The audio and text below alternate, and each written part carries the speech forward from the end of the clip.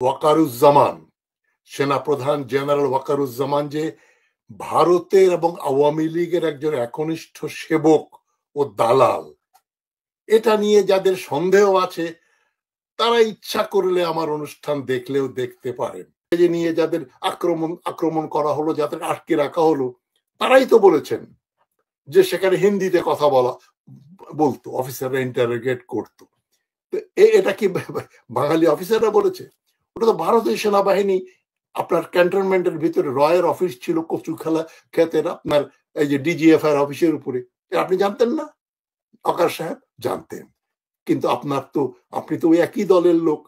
সেনাপ্রধান জেনারেল ওয়াকারুজ্জামানের বক্তব্যে স্পষ্ট হয়েছে যে তিনি ভারতের দালাল। দর্শক, এমন মন্তব্য করেছেন বিশিষ্ট রাজনৈতিক বিশ্লেষক এবং আলোচক তাজ হাশমি। তিনি বলেছেন ভারতের ইন্ধনেই তিনি এই কাজগুলো করতেছেন এবং এটা আগে থেকেই তিনি কাজ করতেছেন। তিনি না, শুধু আসিফ নজরুল সহই তারা ভারতীয় দালাল। দর্শক, সেনা সদস্যের বক্তব্য নিয়ে তিনি গুরুত্বপূর্ণ আলোচনা করেছেন। চলুন তাজ হাশমির আলোচনা শুনবো। বদমাশগুলো, শয়তানগুলো যেটা করতে চায় সেটা করে যাচ্ছে এবং করবে, এবং জনগণের এক অংশ এই শয়তানগুলোকেই দেশপ্রেমিক মনে করে আবার আগের মতোই ঠকবে। তাই তবুও বলতে হয় বিবেকের তাড়নায়। আমি খুব একটা আশাবাদী নই, তবে আমি আবার বলছি, একটু যদি আমাকে বিশ্বাস করেন, আমার বয়স এবং অভিজ্ঞতার, যেটা নিয়ে আমি কাজ করেছি, তার যদি 2 পয়সা দাম থাকে আপনাদের, আমার অনুষ্ঠানটা একটু দেখেন। আমি অল্প কথাই বলবো। আজকে মূল বক্তব্য হচ্ছে ওয়াকারুজ্জামান, সেনাপ্রধান জেনারেল ওয়াকারুজ্জামান যে ভারতের এবং আওয়ামী লীগের একজন একনিষ্ঠ সেবক ও দালাল, এটা নিয়ে যাদের সন্দেহ আছে তারা ইচ্ছা করলে আমার অনুষ্ঠান দেখলেও দেখতে পারেন। যাদের সন্দেহ নাই তাদের দৃষ্টি আকর্ষণ করে বলছি যে এতে আমার কোনো সন্দেহ নেই। এবং আমি 5ই আগস্টে হাসিনা পালিয়ে যাবার সাথে সাথে দেশকে সতর্ক করেছিলাম যে জেনারেল ওয়াকার একজন ভারত ও আওয়ামীপন্থী খুনি, মিথ্যুক একজন ষড়যন্ত্রকারী। মুখোশের অন্তরালে তিনি একজন আওয়ামী, মূলত আওয়ামী, এবং আওয়ামী মানে ভারতীয় দালাল। ভারতের প্ল্যান বি কার্যকর করার জন্য যে সরকার গঠন করা হয়েছে, ডক্টর ইউনূসকে সেখানে দাওয়াত করে এনে উনি তার লোকজন নিয়ে সেখানে যোগ দিয়েছেন, যেটাকে আমি ইউনূস সরকার বলি না। আপনারা বলবেন, হ্যাঁ ডক্টর হাশমি, ইউনূস সরকারকে ইউনূস সরকার বলছেন না, কেননা এটা ইউনূস সরকার নয়, এটা ওয়াকারুজ্জামান ও আসিফ নজরুলের সরকার তথা ভারতীয় আওয়ামীদের সরকার। আসিফ নজরুল যদি সত্যি সত্যি ভারত আওয়ামী বিরোধী হতো, তাহলে বহু আগেই তাকে আয়না ঘরে নিশ্চিহ্ন করে দেয়া হতো। কিন্তু আসিফ নজরুল তো নিরাপদে হাসিনার আমলে টকশো করে গেছেন, সুন্দর সুন্দর কথা বলেছেন, হাসিনা বিরোধী কথাও বলেছেন। এগুলো বি টিমের লোকজন। হাসিনা বিরোধী যারাই কথা বলেছেন সবাই দেশপ্রেমিক, এ টিমের লোক নয়, তারা বি টিমের লোক, হাসিনার লোক। যাই হোক, ওয়াকার এক সূক্ষ্ম পরিকল্পনাকারী। দেশে হাসিনা পালিয়ে যাওয়ার পরেই উনি যেটা করলেন, তিনি নিজেই স্বীকার করেছেন যে 600-700 জনকে উনি আশ্রয় দিয়েছিলেন, লুকিয়ে রেখেছিলেন, তারপরে তাদেরকে উনি ছেড়ে দিয়েছেন, যেটা তার অনধিকার চর্চা। তিনি সেনাবাহিনীর মানুষ, তিনি দেশ রক্ষা করবেন। একটা রাজনৈতিক সরকার বদলে যাবার পরে তাদের কোন লোক কোথায় যাবে, কাকে কে মারতে আসবে, তাদের তো নাম জানারই কথা না। উনি কেন এগিয়ে আসবেন তাদের রক্ষা করতে? উনি কেন বিমান বাহিনীর বিমান দিয়ে খুনি হাসিনাকে দেশের বাইরে পাঠিয়ে দেবেন? তিনি হাসিনাকে ঢাকা ক্যান্টনমেন্টে আশ্রয় দিতে পারতেন, যাতে তাকে কেউ হত্যা না করে। এবং ডক্টর ইউনূস যদি সত্যি সত্যি সরকার প্রধান হতেন, তাহলে তার কাছে ওয়াকারুজ্জামান স্যালুট দিয়ে ডক্টর ইউনূসের হাতে ওই লিস্টিটা দিতেন, বলতেন যে গ্যারিস ক্যান্টনমেন্টের অমুক অমুক জায়গায় অমুক অমুক লোককে আমি রেখেছি, আপনি ওদেরকে পুলিশ কাস্টাডিতে নিয়ে নিন, এদের রক্ষা করার দায়িত্ব সেনাবাহিনীর নয়। তো সুতরাং সেটা ওয়াকার করেননি। তাতেই বোঝা যায় তার পরিকল্পনা কি। এবং রাওয়া নামে একটা যে ক্লাউনদের জায়গা আছে, বাংলাদেশের সবচাইতে ভালো জমিগুলো নামমাত্র মূল্যে যারা ভোগ করে যাচ্ছেন, এবং আরো হবে, আরো যাবে, চিন্তা করবেন না।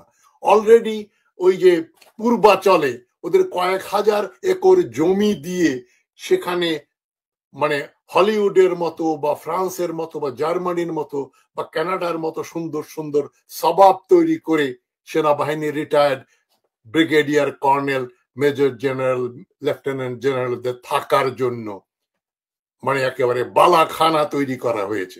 সে রাওয়াতে দেখলাম ওয়াকারুজ্জামান বক্তৃতা দিচ্ছেন, পাশে একজন নাম বলবো না ক্লাউনের মতো স্যালুট দিচ্ছে, হাততালি মারছেন। রাওয়াত দখল করা জায়গার রক্ষণাবেক্ষণকারী, তাদের প্রতি আমার বিন্দুমাত্র সহানুভূতি নেই। তারা দেশের সুবিধাবাদী একটা, সুবিধাভোগী একটা প্যারাসাইট শ্রেণী। এই প্যারাসাইটদের ক্লাবে গিয়ে আরেক প্যারাসাইট ওয়াকারুজ্জামান বক্তৃতা দিলেন এবং তিনি বললেন যে আমাকে, সেনাবাহিনীকে এবং সেনাপ্রধানকে কেন লোকজন, কিছু লোক এত ঘৃণা করে। আপনি বোঝেন না কেন ঘৃণা করে? সত্যি সত্যি বোঝেন না, নাকি রাওয়াতে ক্লাউনদের সামনে আপনি এই কথা বলে তাদের সহানুভূতি অর্জন করছেন?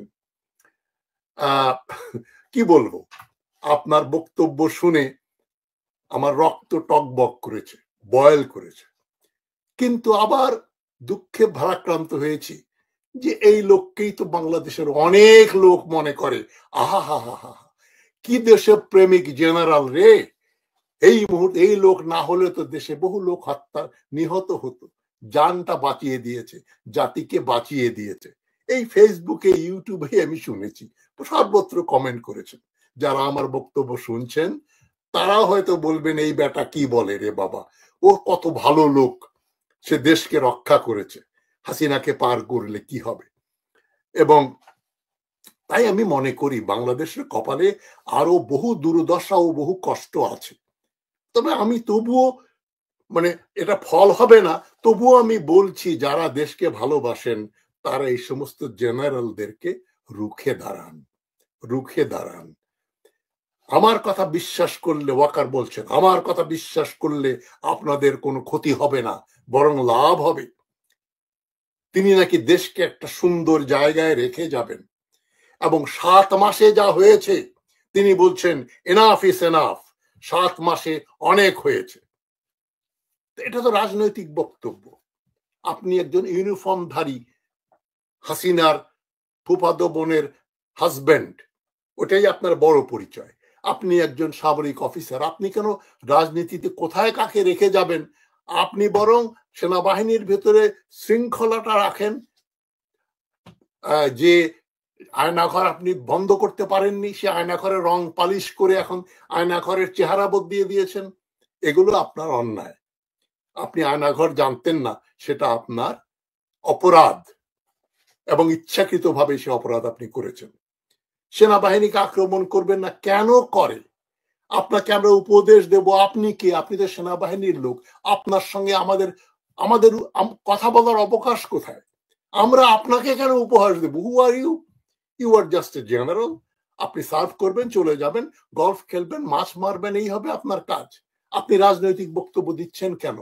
এই যে খুনি, আরেক খুনি, জিয়াউর রহমানের খুনি, লম্পট লুটেরা হোসেন মোহাম্মদ এরশাদ, সেও কিন্তু ওই যে 1982 সালের মার্চ মাসের 24শে মার্চের সেনা অভ্যুত্থানের আগে খুব চটাং চটাং কথা বলতো। এই চটাং চটাং কথা এখন শুনছি জেনারেল ওয়াকারুজ্জামানের মুখে। হাসবো না কাঁদবো? আপনাকে আমরা উপদেশ দেব কেন? উনি ক্ষমতা নিতে চান না, ঠাকুর ঘরে কেড়ে আমি কলা খাই না, এটা বলার দরকার কি? আপনাকে তো আমরা বলিনি আপনি ক্ষমতা নিতে চান, কিন্তু আমরা জানি আপনি ভারতের দালাল। এখন বারবার উনি একটা কথা বলেছেন, বায়বীয় কথা, নিজেরা যদি নিজেদের ভিতরে মারামারি কাটাকাটি করি তাহলে দেশের সার্বভৌমত্ব নষ্ট হবে। কি বলতে চাচ্ছেন? কারা মারামারি কাটাকাটি করছে?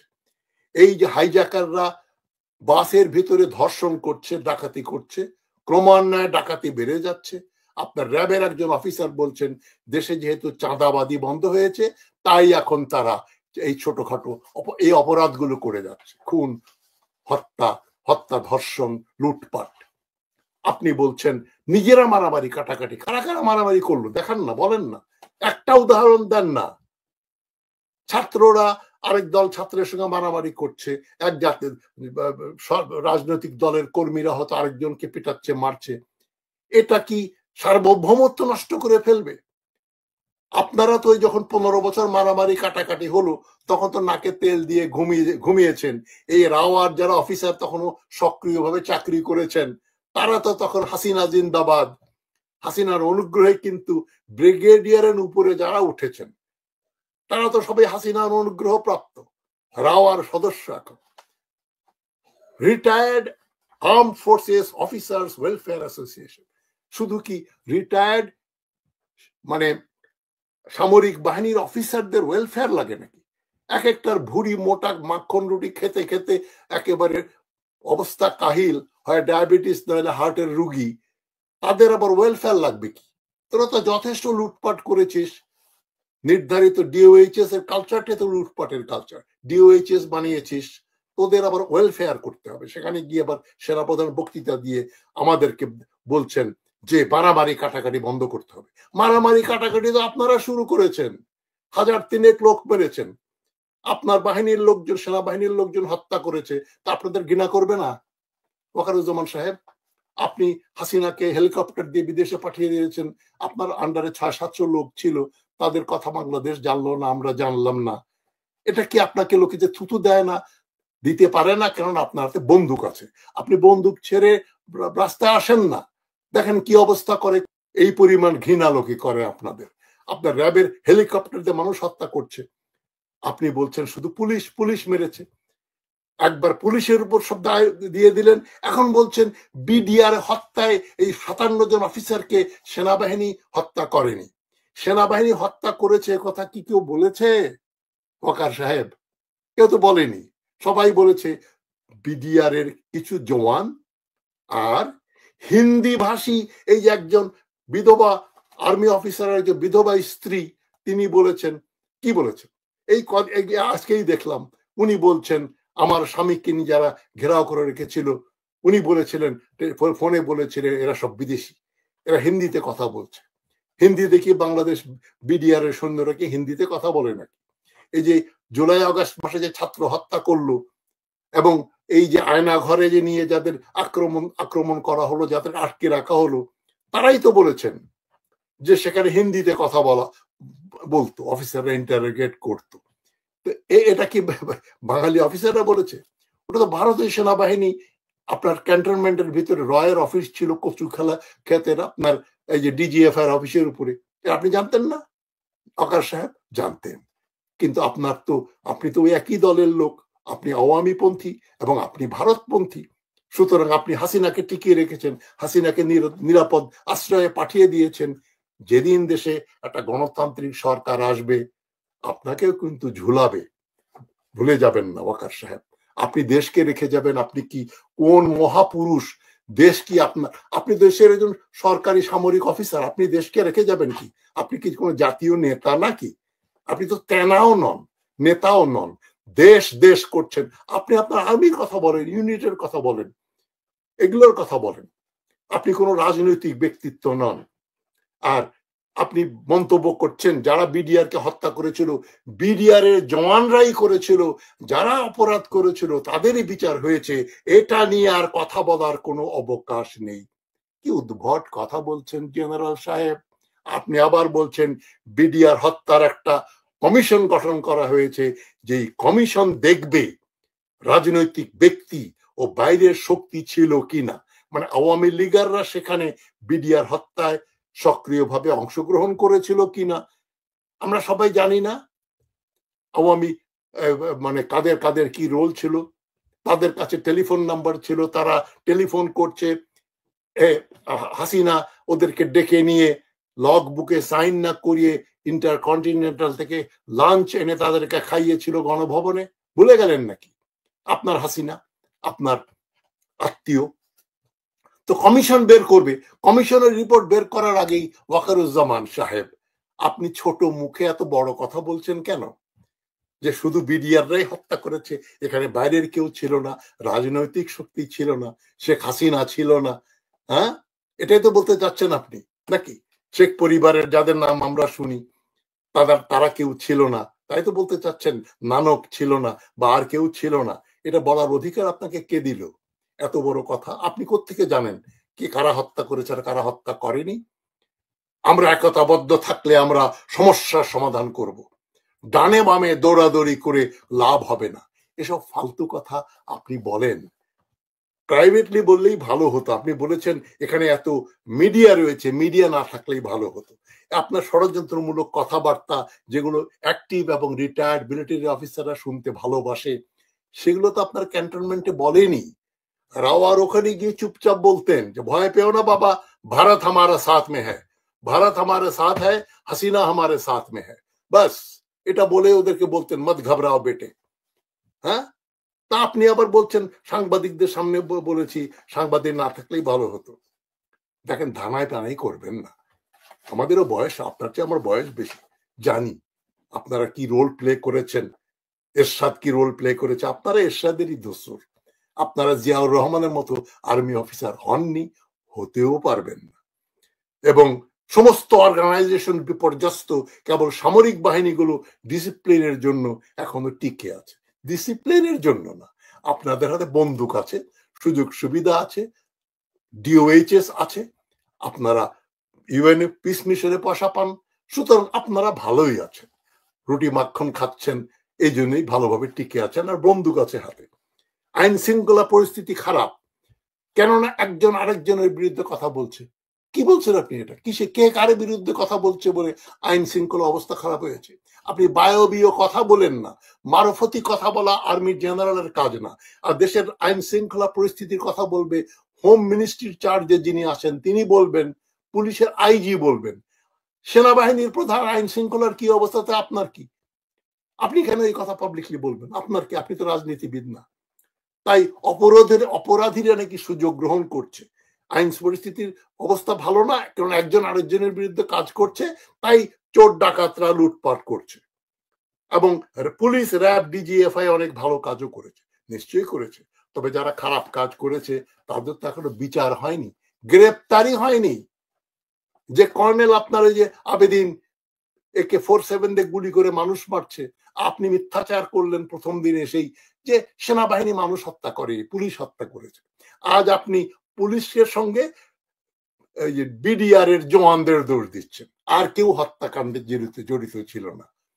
কি চমৎকার চমৎকার কথা বলছেন আপনি, শুনে একেবারে বকটা ঠান্ডা হয়ে গেল। পুলিশ কাজ করছে না, তাদের বিরুদ্ধে মামলা আছে, তাই নাকি? সেই জন্য কাজ করছে না, নাকি তারা অপরাধী? তারপর আপনি মামলা তুলে নিতে বলেন। র্যাব, ডিজিএফআই আতঙ্কিত। কেন আতঙ্কিত? কেননা তারা মানুষ হত্যা করেছে, তাদের হাতে রক্ত রয়েছে, ক্যামেরার ফুটেজে রয়েছে, তাদেরকে গ্রেপ্তার করা হচ্ছে না। সুতরাং তদন্ত কমিশনের সিদ্ধান্ত আসার আগেই সেনাপ্রধান বললেন বিডিআর এর সৈনিকরাই সমস্ত যা কিছু করেছে, এবং অলরেডি বিচার হয়ে গেছে। আপনারা মারামারি কাটাকাটি করবেন না। কারা মারামারি কাটাকাটি করছে? নাম টাম বলেন না, দুই চারটা আমরা শুনি। কারা কোথায় কখন মারামারি কাটাকাটি করছে বুঝিয়ে বলেন। আবার আপনি বলছেন পরে বলবেন আমি সাবধান করি নাই, তাই স্বাধীনতা সার্বভৌমত্ব নষ্ট হবে, তাই নাকি? আপনার বলার কি আছে? আপনি ইউনূস সাহেবকে বলেন, উনি যদি সত্যি কোনো ক্ষমতা থাকে, উনি তো আপনাদের অধীনস্থ কর্মচারী। ডক্টর ইউনূস, চুপ্পু, আপনি আর আসিফ নজরুলের অনুগত, উনার হাতে কোনো ক্ষমতা নেই, কেবল সামরিক সদস্যরা এই দেশের জন্য কাজ করছে, তাই নাকি? এটা এরশাদের কথার প্রতিধ্বনি। আর বাদ বাকি সব আমরা কি, কিসের ভাই? আপনারাই সবকিছু করেন। আমি কথাটা বললাম না কিসের ভাই বলে আপনারা মিন করছেন। ব্লাডি সিভিলিয়ানস আর useless, we are the only patriots, you guys are the patriots, and we are useless people. This is what you mean? সামরিক সদস্যরাই দেশের জন্য কাজ করছে, আপনারা তো জোর করে গায়ের জোরে বাড়িঘর দখল করে আরামায়াসে আছেন। ডিওএইচএস এর ভিতরে, ক্যান্টনমেন্টের ভিতরে গেলে মনে হয় না এটা বাংলাদেশ। আপনাদের special hospital CMH Dhaka medical কলেজের সঙ্গে তুলনা করা যায়? যায় না। আপনারা প্রিভিলেজদের ভিতরে সবচেয়ে প্রিভিলেজ ক্লাস, প্যারাসাইট, পরগাছা। এই পরগাছা থেকে আপনি বড় বড় কথা বলছেন, রাওয়াকে বললেন আপনাদের মেডিকেল ফ্যাসিলিটি আরো সুন্দর হবে ইত্যাদি। কেন, আমরা কি দোষ করেছি? আমাদেরটা হবে না কেন? মিডিয়া না থাকলেই বোধহয় ভালো হতো, এটা সত্য কথা বলেছে। যাই হোক, ওইদিকে আবার অবসরপ্রাপ্ত ব্রিগেডিয়ার সাখাওয়াত হোসেনের এক বক্তব্যে এখন বিএনপি নেতা বলছে, রুহুল কুদ্দুস রিজভী বোধহয় বলছেন যে সেনাবাহিনী, মানে সাখাওয়াত সাহেব বলেছিলেন যে সেনাবাহিনীকে বলেছি চাঁদাবাজদের পা ভেঙে দিতে হবে। কি ধরনের অ্যানার্কিস্ট কথাবার্তা! একজন রিটায়ার্ড ব্রিগেডিয়ার জেনারেল তিনি বলেন সেনাবাহিনীকে বলে দিয়েছি চাঁদাবাজদের পা ভেঙে দিতে। এটা কি কারো অধিকার আছে কারো পা ভেঙে দেওয়ার বাংলাদেশে? চাঁদাবাজ কি কারো গায়ে লেখা থাকে? তো কই, 7 মাসে তো কাউকে পা ভেঙে দিতে পারলেন না, গ্রেফতারি করতে পারলেন না। আর ওই কথা বলে এখন পা ভেঙে দেবেন, অমুকের মাথা ভেঙে দেবেন, এই ধরনের ফাজলামি সুলভ কথাবার্তা আর্মি অফিসাররা কেন বলবেন? উনি রিটায়ার্ড, উনি আওয়ামী লীগকে রক্ষা করতে চান। আর এই ওয়াকার সাহেব খুবই ধুরন্ধর গভীর জলের মাছ। তিনি রিটায়ার্ড নন, তিনি জাতে মাতাল তালে ঠিক, তিনি আওয়ামী ঘরানার লোক, তিনি ভারতের লোক, তিনি রয়ের লোক, এবং তিনি যে কথাগুলো বলছেন এরশাদ ক্ষমতা গ্রহণ করার আগে কিন্তু এ ধরনের কথা বলতো। আবার ওয়াকার সাহেব বলছেন আমি কিন্তু ওই দিকে যাব না, ক্ষমতার দিকে যাব না। আরে ক্ষমতা তো আপনার হাতেই এখনো আছে, আপনি তো কলকাঠি নাড়েন, ডক্টর ইউনূস তো ছিল ছাপ্পড় মারেন, উনি উনার হাতে তখন ক্ষমতা নেই, সিল দেন উনি। এটা সবাই আমরা জানি। সুতরাং জনগণ আপনাকে কেন ঘৃণা করে, সেনাবাহিনীকে কেন ঘৃণা করে, ডিজিএফআই এর কথা তো তারা ভোলে নাই, আরো 100 বছরেও ভুলবে না। আয়নাঘরের কথা কি আমরা ভুলবো? আমার নাতির নাতিও মনে রাখবে। সুতরাং আপনারা তো ধোয়া তুলসী পাতা নন, আপনারা এর প্রতিকার করেননি। উঁচু উঁচু উঁচু কথাবার্তা বলছে সে পাকিস্তান আর্মির অফিসারদের মতো, রাজনৈতিক বক্তব্য দিয়ে বেড়াচ্ছেন। আপনার রাজনৈতিক বক্তব্য দেয়া দেখেই বোঝা যায় আপনার মন মে কি আছে রে, বাঙালির মন মে কি আছে রে, ওটা কিন্তু আপনি পরিষ্কার করে দিয়েছেন। মন মে এটাই আছে যে ভারতপন্থী একটা সরকার বসাতে হবে, দরকার হলে শেখ হাসিনা তো আসতে পারবে না, শেখ হাসিনার মতো আরেকজনকে আপনি খুঁজে বের করবেন, অথবা নিজেই সেই ভূমিকাতে নেমে পড়বেন, কিছুদিন ইউনিফর্ম পরে তারপরে ইউনিফর্ম খুলে দিয়ে খুল্লাম খুল্লা প্যার করেঙ্গে হাম দোনো, আপনারা রাজনীতিবিদও পেয়ে যাবেন, তাদের নিয়ে নির্বাচন বিসর্জন দিয়ে একটা দেশে আপনারা জরুরি অবস্থা করে সামরিক শাসন কায়েম করবেন। এই যে মারামারি কাটাকাটির কথা যে বলছেন, আমি এখন আশঙ্কা করছি যে আপনার এই কথার পরে দেশে সত্যি সত্যি মারামারি কাটাকাটি লাগবে, তারপরে আপনারা অনিচ্ছা সত্ত্বে ক্ষমতা গ্রহণ করবেন। এই থোর বড়ি খাড়া, খাড়া বড়ি থোর, এইভাবে চলবে না। জনগণ কিন্তু এখন অনেক সচেতন, 20-25 বছরের ছেলেরাও অনেক সচেতন। তারা আপনি ক্ষমতা দখল করলে এরশাদকে যেমন সালাম দিয়েছিল ওই সালাম কিন্তু দেবে না। এরশাদের কথা আপনি চিন্তা করবেন না, এরশাদ টিকে গিয়েছিল 9 বছর, আপনি 9 দিন টেকেন কিনা বলা মুশকিল। তবে ভারতীয় অনুগ্রহে আপনি অনেক কিছু করবেন। মারামারি কাটাকাটি বলছেন যে মারামারি কাটাকাটি হয়তো করার আপনার ইচ্ছা আছে, ক্ষমতা নেওয়ারও ইচ্ছা আছে, ওই জন্য আগে ভাগেই আপনি সব্বার উপর দোষ চাপিয়ে দিলেন। এটা খুবই দুর্ভাগ্যজনক ব্যাপার। তবে আমি আশা করব যারা নতুন প্রজন্মের 40-এর নিচে যাদের বয়স, তারা একটু চিন্তা করে দেখবেন। আমার দায়িত্ব কথা বলার, আমি বলে গেলাম। বিশ্বাস করা না করা, শোনা না শোনা আপনাদের দায়িত্ব। সেনা প্রধানের আজকে এই পয়েন্টে আমি দ্বিমত পোষণ করছি। আর বাকি ওভারঅল যে বক্তব্য তিনি রেখেছেন, এটা আমি মনে করি দেশ ও জাতির উদ্দেশ্যে তিনি একটা মেসেজ দিয়েছেন। তো আজকে বাংলাদেশের সেনা প্রধান যে বক্তব্যটি দিয়েছেন, এই বক্তব্যে ইতিমধ্যে রাজনৈতিক মহল এবং বাংলাদেশে মোটামুটি আলোচনা এবং নানাভাবে এটার ব্যাখ্যা বিশ্লেষণ চলছে। তো আমরা আসলে আমাদের রাজনৈতিক জায়গা থেকে তার এই বক্তব্যকে সঠিকভাবে বা তিনি যে চিন্তা থেকে বা তিনি যে অ্যাঙ্গেল থেকে আসলে বক্তব্যটি রেখেছেন ঠিক সেই একই অ্যাঙ্গেল থেকে বিশ্লেষণ করাটা অনেকটাই টাফ। তো মোটা হুম, দাগে আমি মনে করি একটা পয়েন্টে আমি শুধু আজকের সেনা প্রধানের বক্তব্যের সাথে দ্বিমত পোষণ করেছি, এবং এটা নিয়ে আমি আজকে প্রায় 2-3টা প্রোগ্রামে বক্তব্য রেখেছি সারাদিন। হুম। আর বাকি যে তিনি বক্তব্য দেখেছেন সেটা মানে আমার দিক দিয়ে বা আমার পিছনে সঠিকটাই বলেছেন। তা আমি সেনা প্রধানের যে পয়েন্টে আসলে দ্বিমত পোষণ করি সেটি হচ্ছে, সেনা প্রধান আজকে বোল্ডলি বলেছেন যে 2009 সালের 25শে ফেব্রুয়ারি বিডিআর যে হত্যাকাণ্ড, এই হত্যাকাণ্ড শুধুমাত্র তৎকালীন বিডিআর সদস্যদের মাধ্যমেই সংঘটিত হয়েছে। আমি এই জায়গায় আসলে ওনার সাথে একবারেই দ্বিমত পোষণ করছি।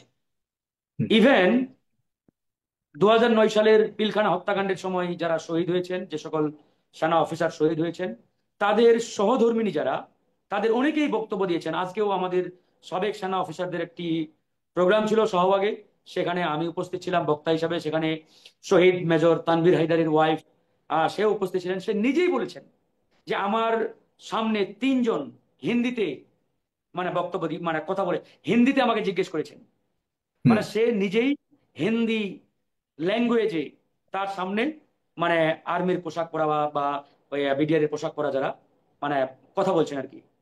তো এখান থেকে তো পরিষ্কার বাংলাদেশের আর্মি বলেন বা বিডিআর বলেন, কোনো সদস্য হিন্দিতে কথা বলার কোনো সুযোগ নাই, বলারও আসলে মানে অবকাশ নেই। তাহলে কারা হিন্দিতে সেদিন কথা বলেছিলেন, হিন্দি ভাষী কারা? এখান থেকে কিন্তু পরিষ্কার। এই জন্যই আমি বলছি যে 2009 সালের এই যে পিলখানার হত্যাকাণ্ড, এটি পরিষ্কারভাবে একবারই পরিষ্কার ভারতীয় রয়ের পরিকল্পনায় আওয়ামী লীগ তথা শেখ হাসিনাকে চেয়ারে বসিয়ে এটি ভারত ঘটিয়েছে। এ বিষয়ে দ্বিমত পোষণ করার কোনো সুযোগ নেই। এবং একটি সত্য এখনো আমি মনে করি জনগণের সামনে উন্মোচন হয় নাই, এটি হওয়া উচিত। এখানে সেনাপ্রধান যেমন আবার ধরেন, আরেকটা কথাও বলেছে, যে ফারুক হাসান তিনি বলেছে কিন্তু এখানে এটাকে হুঁশিয়ারি বলবেন নাকি এটাকেই চূড়ান্ত স্টেটমেন্ট হিসেবে ধরবেন। তিনি বলেছেন যে শুধুমাত্র বিডিআর এর সদস্যরা এই ঘটনা ঘটিয়েছে, এখানে ইফ অথবা কোনো বাট নাই। মানে এখানে হ্যাঁ, এই আমি এটা সেটাই নিয়ে আর বলছি, কোনো আমি সন্দেহ সেটাই করবার বলছি। কোনো সুযোগও রাখছেন না তিনি। তার মানে কি তিনি অনেকটা মানে অনেকে মনে করছেন যে আমি ওনার আমি ইঙ্গিতে বোঝা যাচ্ছে এজন্যই যে উনি অনেক কিছুকে এখানে। হ্যাঁ, বলুন। রাইট, আমি এই জন্যই বললাম যে তার এই পয়েন্টের সাথে আমি একবারেই পুরোপুরি দ্বিমত, একবারে অ্যাবসলিউটলি মানে অপোজ করছি আমি। এই কারণেই ধরেন যে সত্যটি আসলে মানে এখন পর্যন্ত প্রকাশিত হয় না, এটা হওয়া উচিত। যেমন ধরেন এই যে বিডিআর হত্যাকাণ্ড বা বিডিআর যে মেসাকার যেটাই বলেন, পিলখানার হত্যাকাণ্ড, এটি আসলে আমি মনে করি 2009 সালে নয়, এটি আপনারাও একমত হবেন। এটি মোটা দাগে যদি আমরা চিন্তা করি, 2003 সাল থেকে ভারত এই পরিকল্পনাটি হাতে নিয়েছে বাংলাদেশের সেনাবাহিনীর মেরুদণ্ড ভেঙে দেওয়ার জন্য। যখন আমাদের কুড়িগ্রাম জেলার রৌমারী উপজেলার পাদুয়া নামক স্থানে আমাদের বিডিআর এর সাথে ভারতীয় বিএসএফ এর একটি রক্তক্ষয়ী লড়াই হয়, সেই লড়াইয়ে ভারত নাকে ক্ষত দিয়ে আমাদের বিডিআরদের কাছে পরাজয় বরণ করতে বাধ্য হয়েছিলেন। সেদিন থেকেই মূলত ইন্ডিয়া বাংলাদেশের সেনাবাহিনীকে আমাদের যে স্বাধীনতা সার্বভৌমত্বের প্রতীক, এই বাহিনীটির মেরুদণ্ড ভেঙে দেওয়ার চূড়ান্ত যে মিশন, এই মিশন বাস্তবায়নে তারা হাঁটি হাঁটি পাপা করে কিন্তু সামনে আগাতে লাগলেন। এবং তৎকালীন যে 4 দলীয় ঐক্যজোট সরকার তথা বিএনপির নেতৃত্বাধীন সরকার ছিলেন, সেই সরকারের প্রধানমন্ত্রী বেগম খালেদা জিয়াকে কিন্তু এই মিশন বাস্তবায়নের অফার করা হয়েছিল। কিন্তু দেশপ্রেমিক বেগম খালেদা জিয়া ভারতের এই ভয়াবহ মিশনে তিনি পা দেন নাই। তিনি দেশপ্রেমিকতার সর্বোচ্চ যে পরিচয়, সেই পরিচয়টি দিয়েছেন। এই জন্য আমরা বেগম খালেদা জিয়াকে স্যালুট জানাই। তিনি কিন্তু ভারতের রয়ের ওই পরিকল্পনা মানে বাস্তবায়নে বিন্দু পরিমাণ তিনি কিন্তু মানে অ্যাকসেপ্ট করেন নাই। ঠিক তখনই ভারত সিদ্ধান্ত নিলেন বেগম খালেদা জিয়া তথা 4 দলীয় ঐক্যজোট সরকার বা বিএনপি সরকারকে দিয়ে আমাদের এই মিশন তথা ভারতের এই মিশন তারা কোনোভাবে সফল করতে পারবে না। এই হুম, জন্যই তারা সিদ্ধান্ত নিলেন যে কোনো মূল্যে আওয়ামী লীগকে পাওয়ার নিয়ে আসতে হবে। তারই ফলশ্রুতিতে আমরা 2007 সালে দেখলাম 111 সরকার। এই 111 সরকার পুরোপুরি ইন্ডিয়ান প্রেসক্রিপশনে মানে নিয়ে আসা হয়েছে। তাদেরকে ক্ষমতার চেয়ারে বসানো হলো। এরপরে 2008 সালের 29শে ডিসেম্বর একটি ইঞ্জিনিয়ারিং মেকানিজমের মাধ্যমে ইলেকশন করা হলো। এই ইলেকশন নিয়ে অনেকেই অনেক কথা বলি আমরা, যে এটা একটা স্বচ্ছ ইলেকশন, এটা সেটা, যাই হোক এটা নিয়ে অনেক ডিবেট আছে। তবে আমার যেটি পরিষ্কার বক্তব্য, 2008 সালের নির্বাচন পুরোপুরি জনগণ যেটা ভাবে ঠিক সেভাবে হয়েছে, এমনটি ভাববার কোনো কারণ নেই। সেই ইলেকশনে ভারত একটি অতি সূক্ষ্ম ইঞ্জিনিয়ারিং মেকানিজমের মাধ্যমে আওয়ামী লীগকে ক্ষমতার চেয়ারে বসালেন। ক্ষমতার চেয়ারে বসার মাত্র 1.5 মাসের মাথায়, মাত্র 1.5 মাস এরকম একটি নারকীয় হত্যাকাণ্ড তারা আমাদের পিলখানায় ঘটালেন। এখন আমার কথা হচ্ছে, এই যে হত্যাকাণ্ড, এই হত্যাকাণ্ড তো পানির মতো পরিষ্কার। এরপরেও যদি আমি বোল্ডলি বলি যে বিডিআর এর সদস্যরাই ঘটিয়েছে, তাহলে অ্যাবসলিউটলি বুঝতে হবে যে সর্ষের ভিতরে হয়তো ভূত আছে। হ্যাঁ, এখানে আমরা এটা বলতে পারি, এই ঘটনায় যে সকল বিডিআর এর সদস্য অংশগ্রহণ করেছেন, যে সকল বিডিআর এর সদস্য ইনভলভ ছিলেন, যারা ক্রিমিনাল, যারা অপরাধী, তাদের কোনো ছাড় নেই, তাদেরকে অবশ্যই পানিশমেন্ট পেতে হবে। এ বিষয়ে নো কম্প্রোমাইজ, আমরা একমত। কিন্তু আমি যদি ঢালাও ভাবে একটা জাজমেন্ট দিয়ে দিই, ইটস নট কারেক্ট, এটি হতে পারে না। এই জন্য আমি বলেছি সেনা প্রধানের আজকে এই পয়েন্টে আমি দ্বিমত পোষণ করছি। আর বাকি ওভারঅল যে বক্তব্য তিনি রেখেছেন, এটা আমি মনে করি দেশ ও জাতির উদ্দেশ্যে তিনি একটা মেসেজ দিয়েছেন। আজকে আমাদের রাজনৈতিক অঙ্গনে রাজনৈতিক দলগুলোর মধ্যে যে দলাদলি, যে হানাহানি, যে ঠেলাঠেলি, এটা তো অবশ্যই আমাদের স্বাধীনতার সার্বভৌমত্বের জন্য একটা মারাত্মক হুমকি। আমরা বিপ্লবের পক্ষের শক্তি হওয়া সত্ত্বেও আজকে আমাদের মধ্যে নানা রকম ডিভাইডেশন, ফ্র্যাকশন, বিভক্তি, আমরা যেভাবে মার দখল, ঘাট দখল, এক দল আরেক দলকে ঘায়েল করার মিশনে নেমেছি, আসলেই তো আমি নিজেই মাঝে মাঝে অত্যন্ত চিন্তিত হয়ে যায় যে আসলে ফ্যাসিবাদ আমাদের উপরে আবারও জেগে বসে কিনা। যেখানে হওয়া উচিত ছিল বিপ্লবের পক্ষের শক্তিগুলোর একটা অত্যন্ত কনক্রিট একটা ইউনিটি, সেই জায়গায় আমাদের মধ্যে পদে পদে ফ্র্যাকশন, ডিভাইডেশন, আবার মারামারি, হানাহানি, এগুলো তো আছেই। তো এরকম অবস্থা চলতে থাকলে থার্ড পার্টি সুযোগ দিবে, এটাই স্বাভাবিক। তা আমাদের সেনাপ্রধান হয়তোবা এরকম থার্ড পার্টির একটা ইঙ্গিত দিয়েছেন যে আপনারা যদি নিজেরা ঠিক বা না হন, ব্যাপারটা কি তাহলে এরকম এখানে হতে থার্ড পারে পার্টি। কিনা, মানে এমন একদিন তিনি এই ইঙ্গিতটা দিয়েছেন যখন বিডিআর হত্যাকাণ্ডের বিচার চলছে, তদন্ত চলছে, এমনও হতে পারে কিনা আমি জানি না। সবকিছুই আমাদের এখন শুধুমাত্র সন্দেহ এবং একটা ধারণা থেকে বলা। যে বিডিআর হত্যাকাণ্ড নিয়ে আসলে সঠিক যদি তদন্ত রিপোর্ট প্রকাশ পায়, তাহলে হয়তো ভয়ঙ্কর একটা পরিস্থিতির মুখে পড়তে পারে। সেজন্য তিনি একটা হুঁশিয়ারি দিলেন অনেকটা উনি, যে এরকম কোনো কিছু করলে পরে সার্বভৌমত্ব হুমকির মধ্যে পড়তে পারে। এটার সাথে ওটাকে যুক্ত করার কোনো সুযোগ আছে কিনা? এখানে ধরেন বলার কারণ জন্য আপনি যাদের কথা বললেন বলা যায়, তাদের নাম প্রকাশ করলে তো আমাদের সার্বভৌমত্ব হুমকির মধ্যে পড়তে পারে, এই ধরনের একটা আশঙ্কা আসাটাই স্বাভাবিক এবং চেষ্টা আমি করতে আমি পারে। হুম। আমি এই জন্য শুরুতেই বলেছি আসলে আপনি নানাভাবে এটাকে ব্যাখ্যা বিশ্লেষণ করতে পারেন। আসলে তিনি কোন লাইন থেকে, কোন অ্যাঙ্গেল থেকে বক্তব্যটি দিয়েছেন, এটা একমাত্র তিনিই জানেন। এটা হয়তো আমাদের রাজনৈতিক জায়গা থেকে আমি আমার মতো বিশ্লেষণ করব, ব্যাখ্যা করব, আপনি আপনার জায়গা থেকে আপনার মতো একটা বিশ্লেষণ দেবেন। তো যাই হোক, ওভারঅল আমরা রাজনৈতিক ভাবে নানান দিক বিবেচনা করে যে বিষয়গুলো আমরা আসলে আমাদের কাছে মনে হচ্ছে যে তিনি এটাই হয়তো বা মিন করেছেন বা এই লাইনে বক্তব্য দিয়েছেন, আমরা সেটাই বলছি। আপনি যেটা বললেন এটাও আসলে উড়িয়ে দেওয়া যায় না। তবে এটা সত্য, এই হত্যাকাণ্ডের সাথে, বিডিআর এর এই নারকীয় হত্যাকাণ্ডের সাথে অবশ্যই বাংলাদেশের অনেক রাঘব বোয়াল জড়িত, অনেক হাই প্রোফাইল গুরুত্বপূর্ণ ব্যক্তিরা জড়িত। এটা তো অনস্বীকার্য, একবারেই পরিষ্কার। সুতরাং এই হত্যাকাণ্ডের একটি সুষ্ঠু তদন্ত কমিশন গঠন হলে অবশ্যই অবশ্যই সেই রাঘব বোয়ালরা বেরিয়ে আসবেন, এবং তারা বেরিয়ে আসলে হয়তো অনেক কিছুই ঘটে যেতে পারে। তো সুতরাং এগুলো তো আসলে অস্বীকার করারও কোনো সুযোগ নেই, এগুলো নিয়ে ফারুক ভাই, ভিন্ন ব্যাখ্যা করার ফারুক কোনো ভাইকে সুযোগ নেই। আমি ফারুক ভাইকে আমি ধন্যবাদ দিচ্ছি। উনি কিন্তু, সাগর ভাই যেটা আমরা বলছিলাম, উনি কিন্তু খুব আই ওপেনিং একটা জায়গা আমাদের ধরিয়ে দিয়েছেন। এক্স্যাক্টলি। সেটি হলো যে কোনো কিছু নিয়ে আসলে আমরা যদি আগে থেকেই মানে ইঙ্গিত করে ফেলি, মানে জাজমেন্ট দিয়ে ফেলি, তাহলে সেনাপ্রধান পরে কোনো দিয়েছে, এই কিছু কারণে আমরা সেই ইঙ্গিতগুলোকে বিশ্লেষণ করতে হবে না। উনি কিন্তু সতর্ক হ্যাঁ করেছেন, করতে হবে, হুঁশিয়ারি কিন্তু করেছেন। হ্যাঁ, এবং সেখানটায় যে এই যে তদন্তগুলো যে হতে হবে, হ্যাঁ। আর আমি যেমন উনি আর উনার যে পয়েন্ট আমি আনতে চাই, যেমন আমি কনজিউমার অ্যাসোসিয়েশনের পক্ষ থেকে উনি তদন্ত ছাড়াই কিন্তু বলে কথা দিয়েছেন বলি। যে এখানে কোনো ধরনের না, ইট এবং বাট হবে না। এখানে দায়ী করেছেন শুধুমাত্র বিডিআর কে, এছাড়া আর কাউকে দায়ী করা যাবে না, স্পষ্ট করে দিয়েছেন তিনি। তার জায়গা থেকে স্পষ্ট করা মানে কি, যে nobody can talk about that anymore. এখানে সাগর ভাই আমাদের বোধহয় এখন আর এখানে একটু তিনি সময় আরেকটা হবে, কথা আর একটু বলেছেন, হ্যাঁ, বুঝতে এখানে হবে। ফুল স্টপ, সেটাকে আসছি, সেখানেই কিন্তু আমরা full stop, you have to Sagar ভাই, রিমেম্বার দিস আমি ওয়ার্ড। আমি আমি যেটা বলছি সাগর ভাই, আপনাকে একটা কথা বলি। ধরেন এই বিষয়ে আমাদের এখনই চূড়ান্ত জাজমেন্টে যাওয়ার সুযোগ নেই। হ্যাঁ, আমাদের আরো সময় নিতে হবে, বুঝতে হবে। যেমন ধরেন এগুলো নিয়ে তো অনেক প্রশ্ন আছে। ইভেন আজকে যে তদন্ত কমিশন, যে কমিশনটি করা হয়েছে, এটা মনে করি এটা আমাদেরই ফসল আন্দোলনের। ইভেন এই কমিশন গঠনের পিছনে আমি কি পরিমাণ লড়াই করেছি, এবং আমি নিজে একাধিকবার স্বরাষ্ট্র উপদেষ্টার সাথে মিটিং করেছি। প্রথমত স্বরাষ্ট্র উপদেষ্টা চেয়েছিলেন একটা তদন্ত কমিটি করতে। যখন এই তদন্ত কমিটির আমরা নিউজ পেলাম, আমি কিন্তু একাধিকবার তার সাথে সচিবালয়ে মিটিং করেছি, এবং আমার সাথে সেনা অফিসার যারা নিহত হয়েছেন, শহীদ হয়েছেন, তাদের সদস্যরাও ছিলেন আমার সাথে। এবং লাস্ট আমি যেদিন তাকে এক প্রকারের একটা মানে মানে কি বলবো, এটা একটা মানে ওয়ার্নিংও বলতে পারেন, আমাদের মানে ছাত্রদের পক্ষ থেকে বলতে পারেন, যে আমি 3টা ওনাকে একবারে পরিষ্কার দাবি ওনার সামনে উপস্থাপন করলাম। আমরা বললাম যে দেখেন, আপনি যে তদন্ত কমিটির কথা বলছেন, এই কমিটি হবে আপনার আন্ডারে, অর্থাৎ স্বরাষ্ট্র মন্ত্রণালয়ের আন্ডারে। তা এখন আপনি যদি নিজে কোনো না কোনো ভাবে এই ঘটনার সাথে ইনভলভ থেকে থাকেন, আর এই কমিটি যদি আপনাকে জেরা করার প্রয়োজনীয়তা মনে করে, আপনার কি মনে হয় আপনার স্বাক্ষরে কোনো কমিটি হলে সেই কমিটি নির্ভয়ে নির্দ্বিধায় আপনাকে জেরা করতে পারবে? আমরা তো এই কমিটি চাই না, আমরা চাই কমিশন। এবং এই কমিশন অবশ্যই বাংলাদেশের মহামান্য প্রেসিডেন্ট কর্তৃক গেজেটেড হতে হবে। যে কমিশন প্রয়োজন বোধে সেনা প্রধান কিংবা স্বরাষ্ট্র উপদেষ্টা বা স্বরাষ্ট্রমন্ত্রী হোয়াট এভার প্রয়োজনে বাংলাদেশের প্রধান উপদেষ্টা বা প্রধানমন্ত্রীকেও জেরা করতে পারে, এরকম একটি শক্তিশালী কমিশন দেশের জনগণ চাই। সুতরাং জনগণ যেটি চাই সেটাই করতে হবে। এই জন্য আমরা চেয়েছিলাম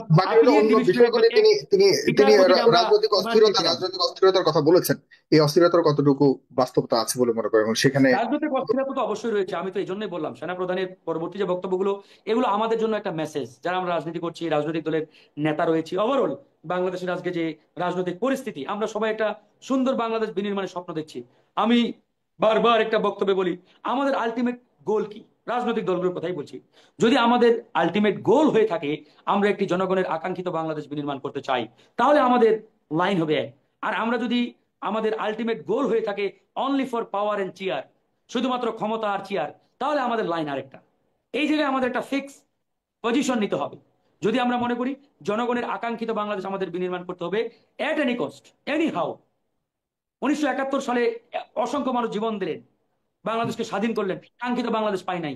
90 সালে এসে আমাদের কোন দলকে, কোন রাজনৈতিক দলগুলোকে তিনি সতর্ক করেছেন, কি জন্য সতর্ক করেছেন বলে মনে করেন? কারণ আমি এরপর আমি বলছি যে রাজনৈতিক দলগুলো বিপ্লবের 6 মাস যেতে না যেতেই যে দলাদলি, যে হানাহানি, একে অপরকে ঘায়েল করার যে মিশন, নানাবিধ যে অলরেডি ঝুঁকি, সমস্যা, নানাবিধ সংকট তৈরি হচ্ছে, আমি তো মনে করি এগুলো অনেকাংশে আমরা নিজেরাই দায়ী। আমাদের এই নানাবিধ তৎপরতার কারণেই তো এরকম নানান সমস্যার উদ্ভব হচ্ছে।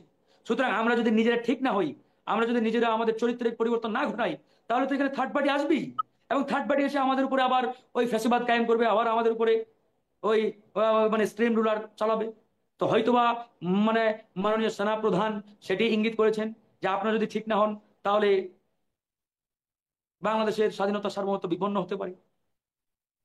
এখানে আমাদের এখান থেকে অনেক মেসেজ নেওয়ার আছে, অনেক কিছু ধরেন যে এখান থেকে বোঝার আছে।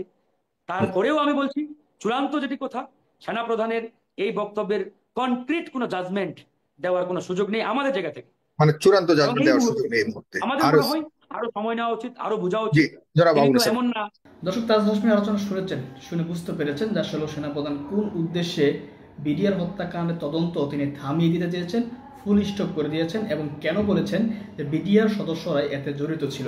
তিনি ভারতকে বাঁচানোর চেষ্টা করতেছেন। তো সেনাপ্রধানকে নিয়ে তাজ হাশমি যে কথাগুলো বলেছেন এবং আরেকজন আলোচক কথা বলেছেন, তাদের কথাগুলো আপনার কাছে কতটুকু যুক্তিসঙ্গত মনে হয়েছে অবশ্যই কমেন্ট বক্সে কমেন্ট করবেন।